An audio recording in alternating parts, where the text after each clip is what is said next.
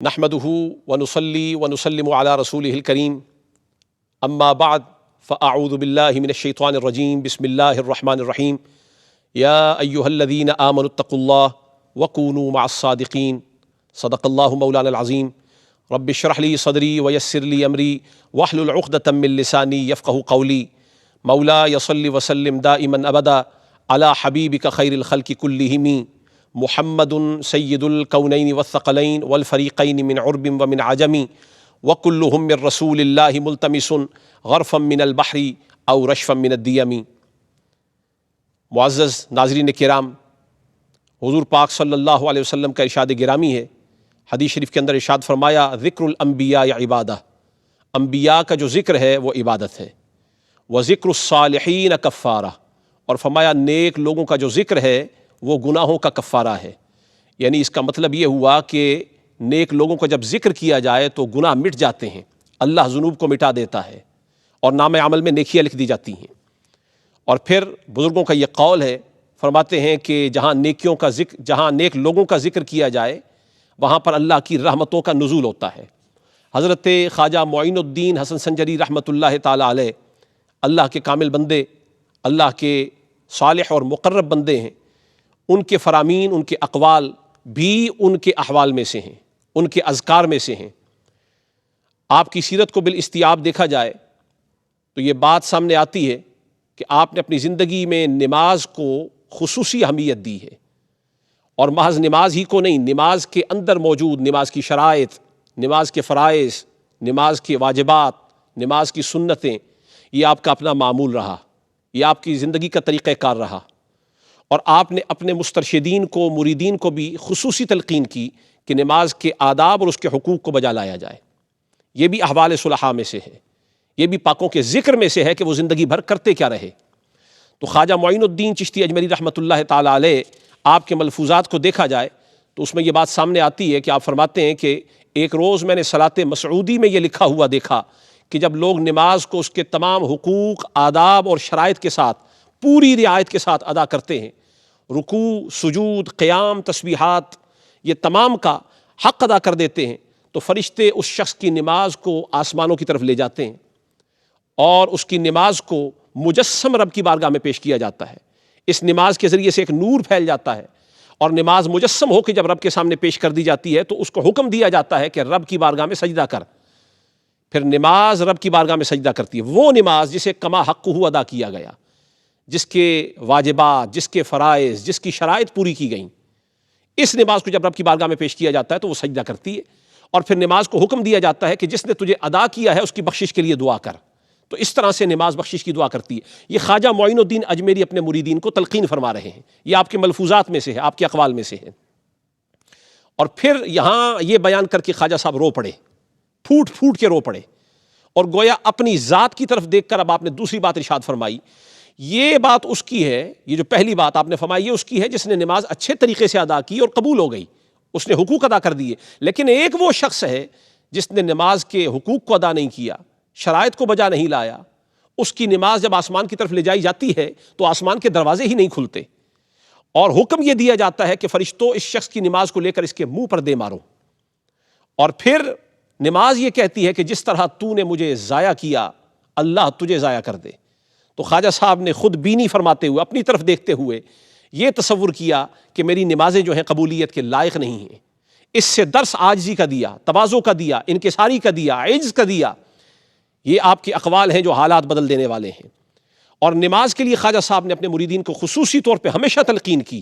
دلیل العارفین جو آپ کے ملفوظات کی کتاب ہے، اگر اس کو دیکھ لیا جائے تو وہاں کثیر مقامات پر خواجہ صاحب اپنے مریدین کو نماز کی تلقین کرتے ہوئے نظر آتے ہیں۔ ہمارے ہاں یہ دیکھا جاتا ہے کہ ہم جب چشتیہ سلسلے کی بات کرتے ہیں تو فقط قوالی کا تصور دماغ میں آتا ہے۔ ہم نے چشتیہ سلسلے کو قوالی تک محدود کر دیا۔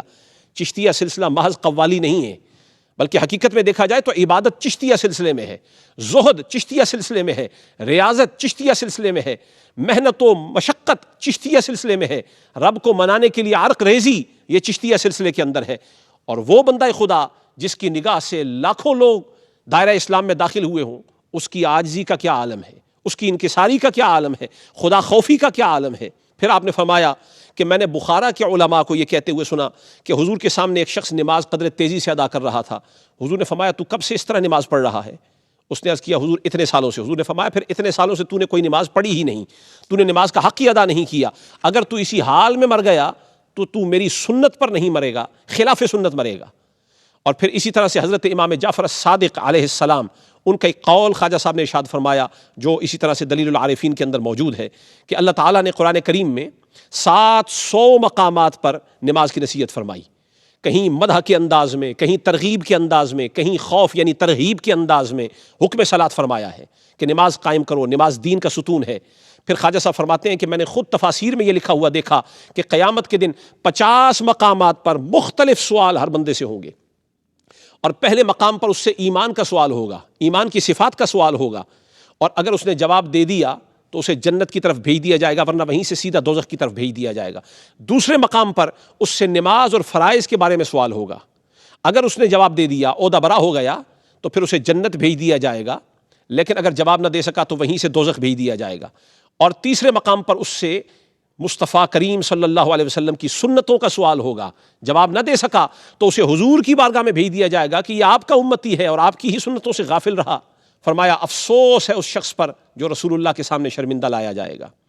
اور پھر یہیں پر خواجہ صاحب دلیل العارفین کے اندر آپ کے ملفوظات میں ہے کہ آپ اہل شوق کی نماز کا حال بیان فرماتے ہیں. یہ وہ چیزیں ہیں کہ جن پر چلنے سے بندہ قطب الدین بنتا ہے, یہ وہ چیزیں ہیں, وہ اقوال ہیں جن پر چلنے سے بندہ نظام الدین بنتا ہے, یہ وہ شے ہے جن پر چل کر انسان فرید الدین بنتا ہے. خواجہ صاحب کے ملفوظات آپ فرماتے ہیں کہ شوق والوں کی نماز ہی جدا ہے, ان کا معاملہ ہی الگ ہے. فرماتے ہیں ایک دفعہ میرا گزر ایک ایسے علاقے میں سے ہوا جہاں لوگ وقت سے پہلے نماز کی تیاری کرنا شروع ہو جاتے تھے. میں نے ان سے پوچھا کہ وقت سے پہلے نماز کی تیاری کیوں کرتے ہو؟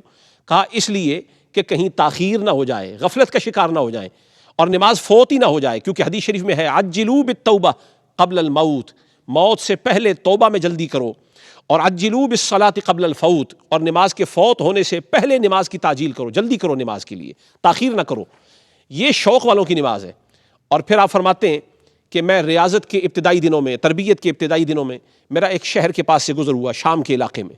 اس کے باہر ایک غار تھا جہاں اللہ کے ایک کامل ولی شیخ اوحد الدین محمد الواحدی غزنوی رحمۃ اللہ تعالی علیہ وہ قیام پذیر تھے. اور ان کی فاقہ کشی کا یہ عالم تھا کہ ان کے وجود کو دیکھا جاتا تو اس پر سوائے ہڈی اور جلد کے کوئی اور چیز نظر نہ آتی, چمڑا اور ہڈی کے سوا کوئی چیز نظر نہ آتی. تو وہ اپنے سجادے پر بیٹھے تھے. میں جب ان کے قریب گیا تو میں نے دیکھا کہ ان کے دائیں بائیں 2 شیر کھڑے ہیں. میں شیروں کو دیکھ کر ٹھٹک گیا, میں کھڑا ہو گیا, میں زیادہ قریب نہیں گیا. تو خواجہ صاحب نے مجھے دیکھا, میرے حال سے واقف ہوئے. آپ نے فرمایا شیروں سے ڈر گیا ہے؟ فرمایا مخلوق کو اپنے دل میں مت رکھ, مخلوق کا خوف اپنے دل میں مت رکھ. جو مخلوق کا ارادہ نہیں کرتا, مخلوق پھر اس کا ارادہ نہیں کرتی. اس دل میں فقط ایک ہی ذات کا خوف رکھا جا سکتا ہے, وہ خوف خدا ہے. اور فرمایا جو خدا کا خوف اپنے دل میں رکھتا ہے پھر ڈرانے والے اس سے ڈرتے ہیں جو خوف خدا اپنے دل میں رکھتا ہے. اور ساتھ ہی فرمایا میں 30 سال سے اس غار میں ہوں اور میرے دل میں مخلوق کا خوف نہیں ہے, ایک ہی چیز کا میرے دل میں خوف ہے. وہ کیا؟ آپ نے فرمایا مجھے یہی خوف رہتا ہے کہیں میری نماز ضائع نہ ہو جائے, نماز کے حقوق سے غافل نہ ہو جاؤں, نماز کے آداب سے غافل نہ ہو جاؤں. اور فرمایا یہ جو میرے بدن پر ہڈی اور چمڑا دکھائی دے رہا ہے یہ فاقوں کی وجہ سے نہیں ہے, یہ فقط اسی خوف سے ہے کہیں حق کے ادائیگی نماز میں کوتاہی نہ ہو جائے. یہ جو نصیحت خواجہ صاحب ارشاد فرما رہے ہیں اور یہ دلیل العارفین کے اندر ہے, یہ اپنی مسند پر اجمیر میں بیٹھ کے اپنے مریدوں کے سامنے ارشاد فرما رہے ہیں. اس کا مطلب یہ ہے کہ خواجہ صاحب نے یہ سبق اجمیر میں بھی نہیں بھولا. اگر خواجہ معین الدین حسن سنجری کا یہ مقام و مرتبہ ہے خوف کا, خشیت کا, للہیت کا اور عاجزی اور انکساری کا, تو ہمارا عالم کیا ہونا چاہیے. پھر آپ نے ارشاد فرمایا اپنے مریدین کے لیے اوراد اور وظائف وہ کیا ہونے چاہیے. سلسلہ عالیہ چشتیہ کے دلیل العارفین کے اندر حضرت قطب الدین بختیار کاکی مجلس ہشتم کے اندر اس کو لے کے آئے. وہ یہ فرماتے ہیں کہ خواجہ صاحب نے فرمایا جو شخص کوئی وظیفہ مقرر کرے اسے روزانہ پڑھے, ناغہ نہ کرے, مداومت سے پڑھے, مواظبت سے پڑھے اور پختہ معمول اپنا لے. اور فرمایا کہ انبیاء، اولیاء، مردان خدا تمام کا جو وظیفہ ہوتا ہے وہ ہمیشہ اسی کو پڑھتے ہیں، کثرت سے پڑھتے ہیں، اور جو کچھ اپنے مشائخ سے ہدایت اور نصیحت کے طور پہ لیتے ہیں ہمیشہ اسی پر عمل کرتے ہیں۔ فرمایا جو کچھ میں تمہیں دے رہا ہوں تم بھی وہی پڑھا کرو اور اس میں ناغہ نہ کیا کرو۔ اور پھر دن بھر کے معمولات حضرت خواجہ معین الدین چشتی اجمیری نے ارشاد فرمایا جب صبح سو کر اٹھو تو اپنے بستر سے پہلے دائیں پہلو پر اٹھو اور پھر بسم اللہ پڑھ کر باشرائط وضو کرو، 2 گانا نماز ادا کرو یعنی تحیۃ الوضو کی، اور پھر مصلی پر بیٹھ جاؤ اور سورہ بقرہ کی چند آیتیں، سورہ انعام کی 70 آیتیں تلاوت کرو، اور اس کے بعد فرمایا کہ 100 بار لا الہ الا اللہ محمد الرسول اللہ کا ورد کرو۔ پھر صبح کی نماز کی سنتیں اچھی طرح سے ادا کرو، پہلی رکعت میں سورہ فاتحہ اور علم نشرح، اور دوسری میں سورہ فاتحہ اور علم تری کیف، اس کی تلاوت ہونی چاہیے۔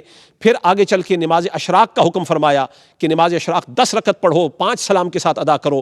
پھر نماز چاشت کا حکم فرمایا کہ 12 رکعت 6 سلام کے ساتھ ادا کرو، اسی نماز چاشت کی برکت سے تمہاری ملاقات حضرت خضر علیہ السلام سے بھی ہو جائے گی۔ پھر نماز ظہر، نماز عصر کے لیے آپ نے اوراد اور وظائف بھی تعلیم فرمائے۔ پھر نماز مغرب کی ادائیگی کے لیے آپ نے ارشاد فرمایا کہ نماز مغرب کے بعد 2 رکعت حفظ ایمان کی نماز کی کیا کرو، اور 6 رکعت نماز اوابین کا حکم فرمایا۔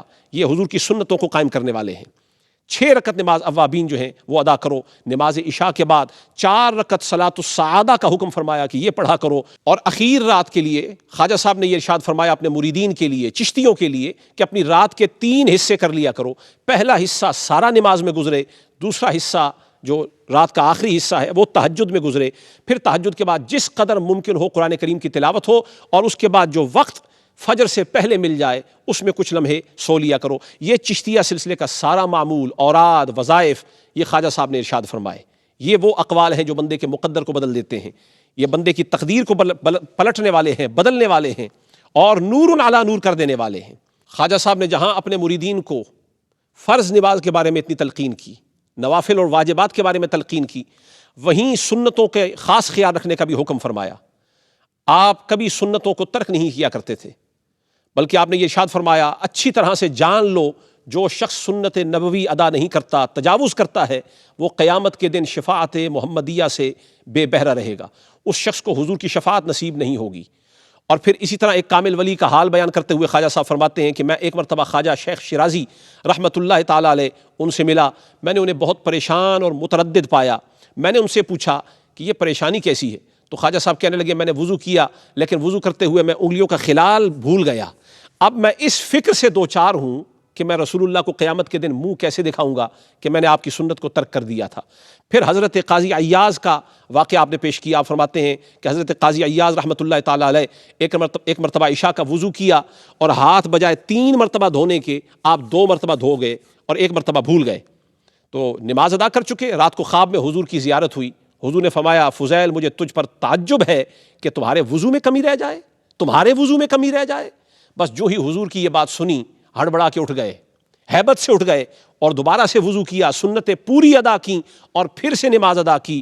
اور اس ترک سنت پر کفارہ کے طور پہ حضرت فضیل بن عیاض قاضی عیاض رحمۃ اللہ تعالیٰ علیہ وہ روز 500 رکعت 1 سال تک مسلسل رسول اللہ کی خوشنودی کے لیے نماز ادا کرتے رہے۔ گرامی قدر حضرات، حضرت خواجہ معین الدین حسن سنجری رحمۃ اللہ تعالیٰ علیہ عطائے رسول، نائب الرسول، سلطان الہند، آپ کی سیرت، آپ کی سوانح، آپ کے کردار، اس کو بیان کرنے کے لیے یہ نشستیں ہرگز کافی ہو نہیں سکتیں، لیکن آپ کی سیرت اور کردار میں سے چیدہ اور چنیدہ چیزیں اور منتخب چیزیں لے کر آپ کے سامنے ہم نے پیش کی ہیں۔ یہ وہ نور ہے جو زندگی کی تاریکی کو ختم کر سکتا ہے اور بندے کو دنیا سے اٹھا کے واصل باللہ کر سکتا ہے، رب سے ملا سکتا ہے۔ یہ اقوال وہ ہیں جن پر اگر انسان عامل ہو جائے تو یقیناً قرب الہی کی منازل اس کو نصیب ہو جاتی ہیں۔